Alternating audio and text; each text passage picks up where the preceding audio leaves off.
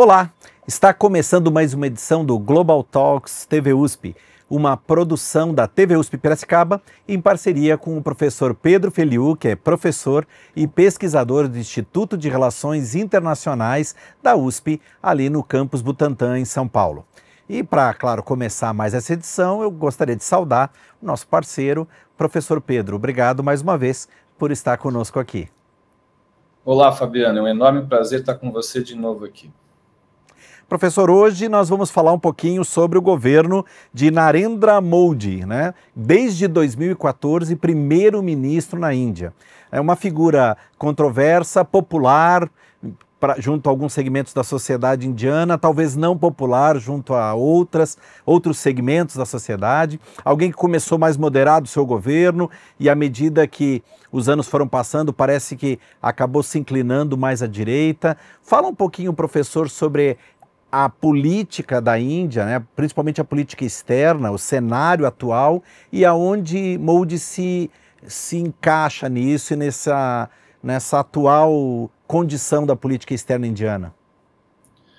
O Modi é uma liderança que rompeu a hegemonia do partido do Congresso Nacional, que dominavam as eleições na Índia, que hoje é a maior democracia do mundo em termos de eleitores. Então, seu partido, Bharatiya Janata Party, ganhou agora a sua terceira eleição consecutiva, o que vai deixar o Modi 15 anos à frente da Índia. Diferentemente das duas primeiras eleições, essa última terceira eleição, o partido não conseguiu a maioria no parlamento e, portanto, precisou fazer coalizão, mas mesmo assim garantiu a permanência do Modi como primeiro-ministro à frente do país. E é uma corrente política que traz profundas modificações tanto no âmbito doméstico quanto na política externa da Índia.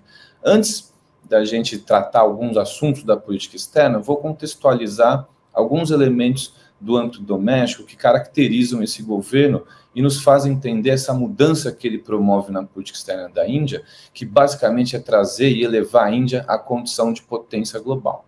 Então, do ponto de vista doméstico, o Modi se ancora na ideia de Hindutva, que enaltece as glórias dos antigos impérios hindus e convoca a maioria hindu a se levantar contra o que ele chamou das ações afirmativas ou da dominação de minorias muçulmanas. Portanto, ele é uma liderança política que acirra o existente histórico conflito religioso na Índia.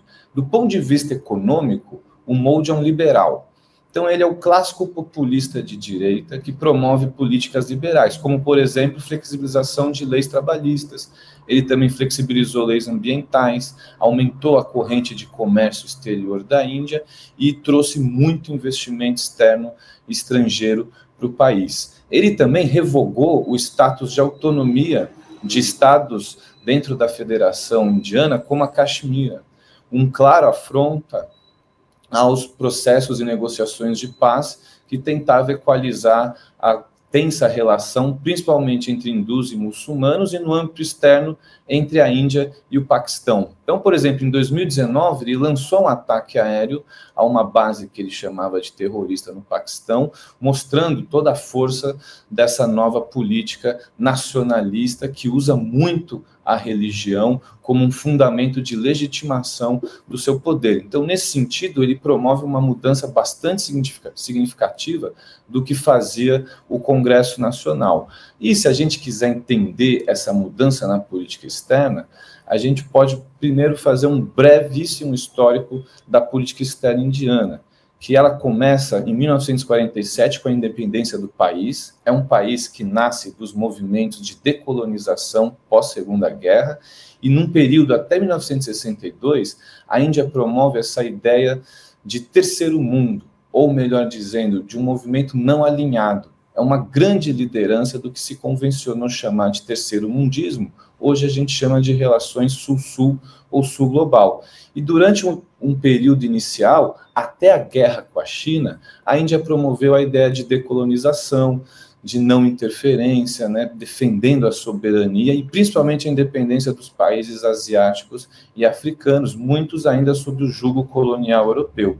Quando a Índia perde a guerra para a China em 1962, muda a primeira grande mudança da política externa e a Índia começa a se armar e se militarizar.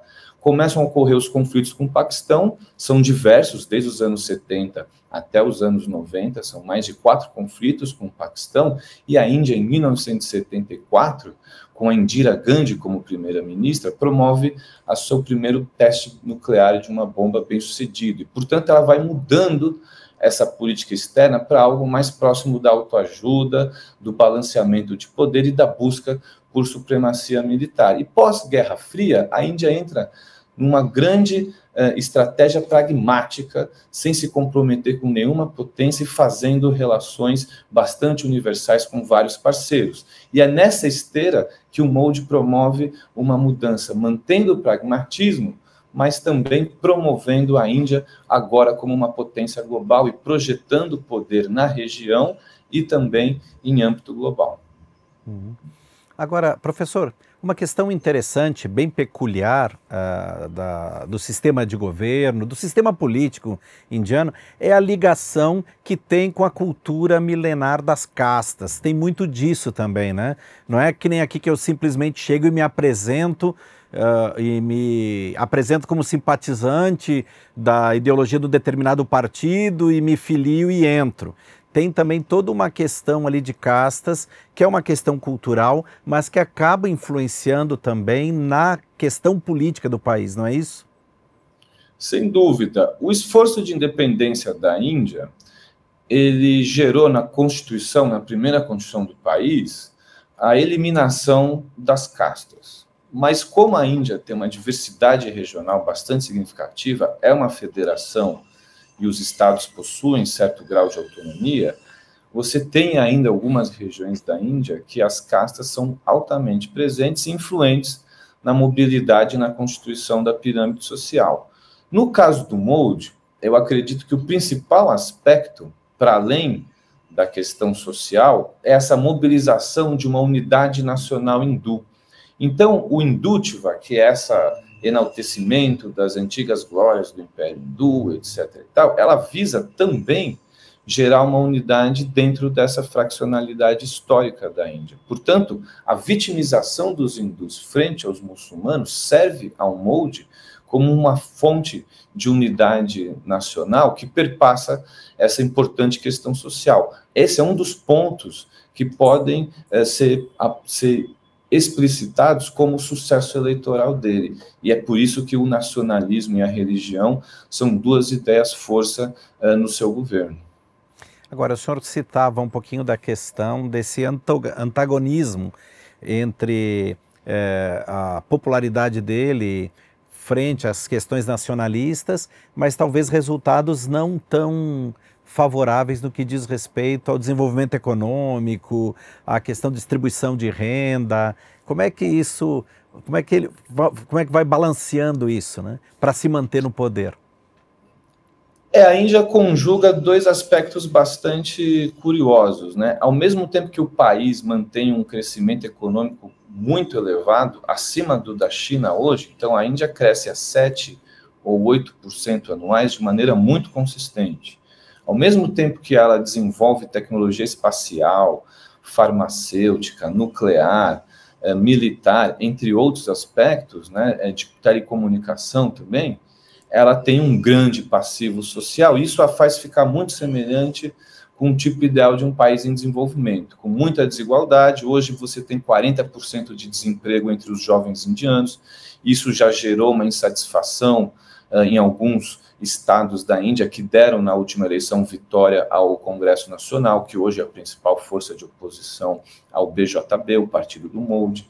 Portanto, ele encara essa dificuldade de desenvolver socialmente a Índia, que é compartilhada com países como Indonésia, Brasil, México, Argentina, África do Sul, todos têm desafios bastante semelhantes. Ele tem um forte programa de transferência de renda e doação de alimentos. Isso garante, nesse cenário de elevada desigualdade, algum grau de apoio nas camadas menos abastadas, menos favorecidas. Mas, ainda assim, a sua política liberal tem efeitos também de difícil conciliação e de difícil superação da desigualdade social. Daí entra a narrativa nacionalista religiosa, que tem sofrido desgaste nessa última eleição, como eu havia mencionado, já não foi o sucesso estrondoso eleitoral que foram as anteriores. Portanto, imaginar um quarto mandato, 20 anos do Modi, sem dúvida passará pela solução de alguns desses problemas sociais da Índia, principalmente a elevada desigualdade social. Nesse sentido, a política externa entra como importante elemento de inflar esse nacionalismo hindu. Então, por exemplo, tem uma importante política que ele promoveu, aprovada pelo parlamento, que é o Citizenship Act, ou o Ato da Cidadania, que visa proteger a população hindu que não tem cidadania indiana fora da Índia, então, principalmente nos países da região do sul da Ásia.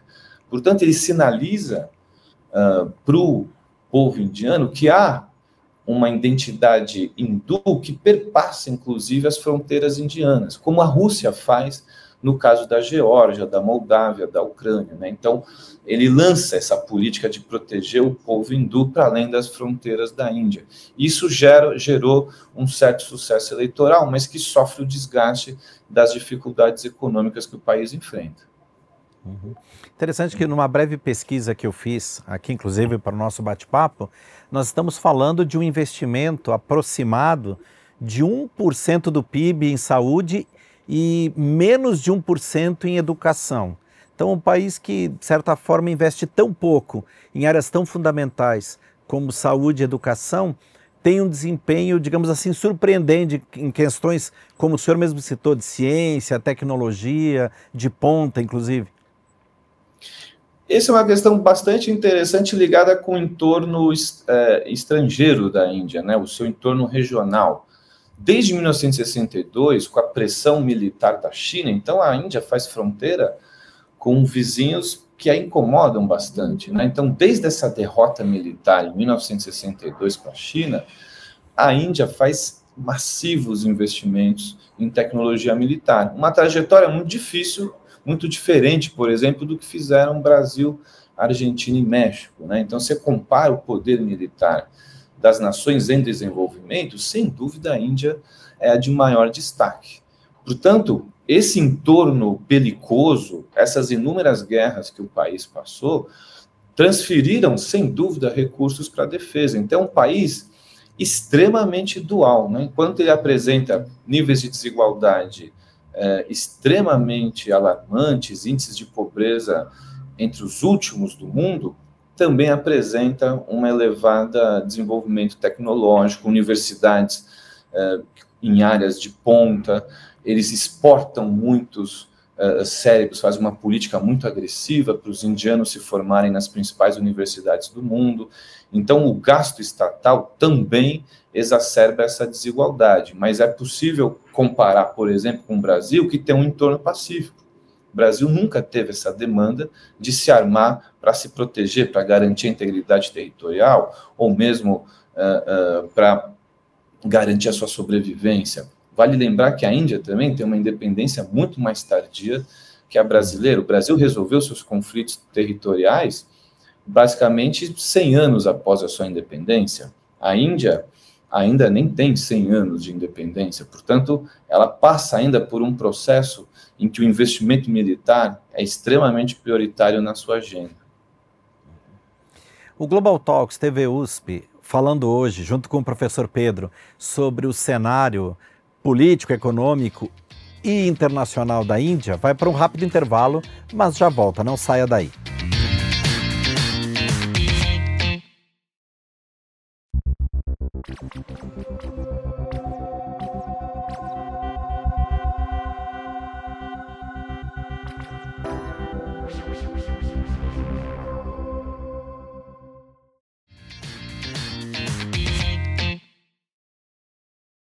Estamos de volta com o Global Talks TV USP e hoje eu e o professor Pedro Feliu conversamos sobre a Índia na era Modi.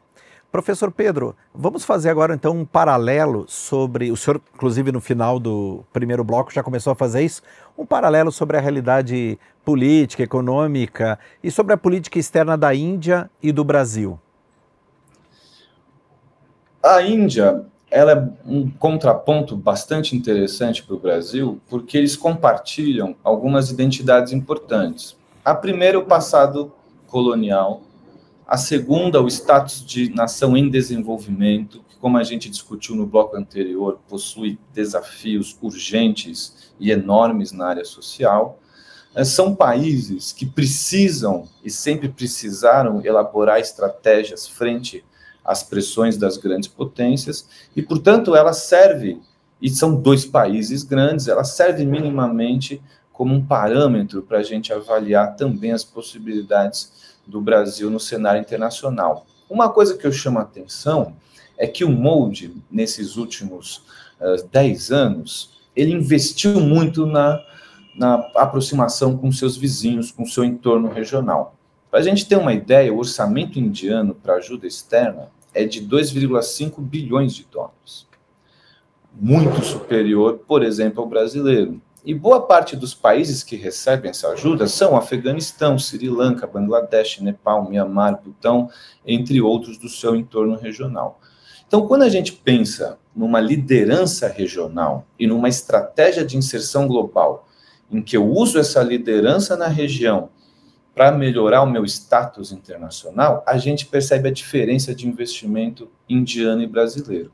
Enquanto o Brasil vacila muito, tem muita precaução de efetivamente arcar com os custos da integração regional, e os custos são fundamentalmente monetários, a Índia já mostra uma capacidade muito maior e uma disposição política maior. Então, nesse sentido, ambos utilizam a estratégia de fortalecimento regional para melhoria no global. Quando a gente compara ambas as atuações, a gente percebe que a Índia é bem mais sucedida nesse fator. Outro ponto muito importante é a ideia de autonomia, né? Desde a Conferência de Bandung, de 1955, do movimento não alinhado, que basicamente era dizer, nem Estados Unidos, nem União Soviética, o que nos interessa é superar o problema do então chamado subdesenvolvimento.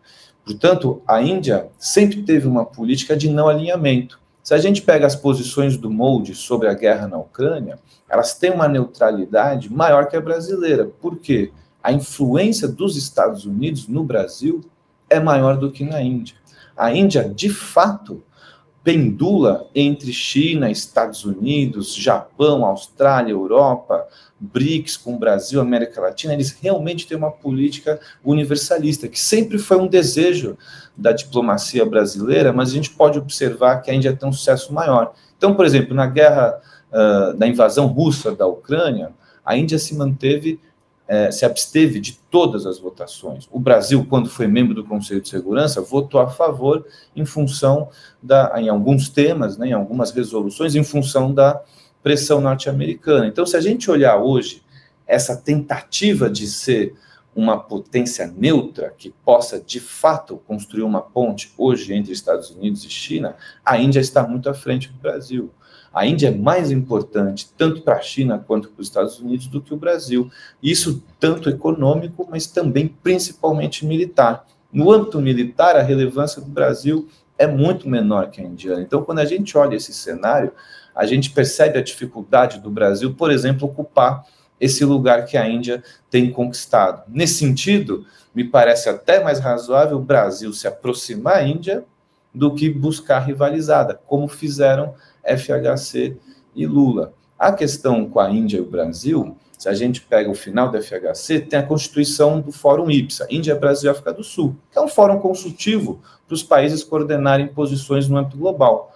O problema foi em 2008, quando Lula abandona a coalizão do G20 no OMC com a Índia e tenta fechar o acordo com os Estados Unidos e a União Europeia. A partir daí, estremece um pouco as relações, mas, sem dúvida, o BRICS mantém um fórum importante e o Brasil tem bastante acesso à chancelaria indiana. Mas, sem dúvida, me parece, nesse cenário, uma estratégia muito razoável o Brasil se aproximar a Nova Delhi, porque o contrário é menos provável.